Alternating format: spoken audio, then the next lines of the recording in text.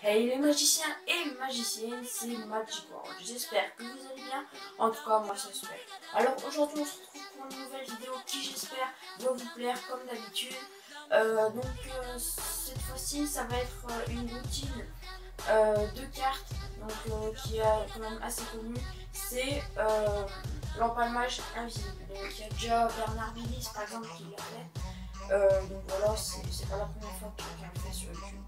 Mais je vais quand même le faire parce que aussi je compte, je sais pas si vous avez remarqué, mais je faisais beaucoup de, je faisais plus trop de tours de magie, donc je vais essayer d'en faire un peu plus maintenant. Allez, sur ce, j'espère que cette vidéo va vous plaire. Et on se retrouve tout de suite. Allez, c'est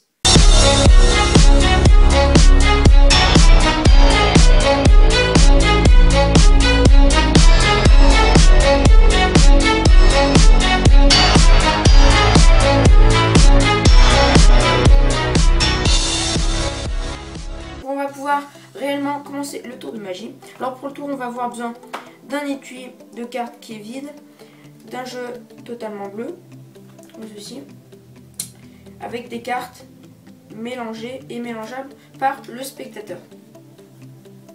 Donc on va couper en guise de mélange. Donc voilà, c'est pour aller plus vite. Maintenant je vais prendre 4 cartes au hasard, admettons les rois. En retard, attends, je vais faire arriver, voilà, il était un peu en retard, excusez-les. Voilà, donc ces 4 rois, bien sûr l'étui est vide, on en a plus besoin. Ces 4 rois peuvent être mis à examiner par le spectateur. En l'occurrence, là j'ai pas spectateur, mais il pourrait voir que j'ai que 4 rois. Une nouvelle technique, voilà, donc qui s'appelle l'empalmage. En fait, ça consiste à faire semblant qu'on n'a pas de carte alors qu'on en a une. Donc en fait, je sais pas trop faire ces techniques parce que je l'ai appris que ce week-end. Mais sinon, je peux vous présenter une autre technique qui s'appelle l'empalmage invisible. Donc c'est une autre technique qui est encore mieux. Je vais vous montrer ceci. En fait, on prend une carte comme ceci invisiblement. C'est pour ça que ça s'appelle l'empalmage invisible. C'est juste quand on pose la main qu'on peut apercevoir la carte qu'il y avait en dessous. Donc maintenant, on va échanger pour faire voyager d'autres cartes. On refait la même manipulation. On prend une carte invisiblement, comme ceci, juste quand on pose la main qu'on peut apercevoir la carte qu'il y avait sous cette main. Alors maintenant, on va prendre un des rois. Ici. Hop. Voilà. Et les 3 autres, on va les poser sur le coin du tapis. Donc ce roi, on va faire une autre technique qui s'appelle l'empalmage invisible 2.0. Celle-ci, c'est la mienne, il n'y a personne qui l'a fait. On prend la carte comme ceci, on la met dans le tapis, à peu près ici. Et le spectateur peut voir directement que la carte, en l'occurrence le roi, a disparu.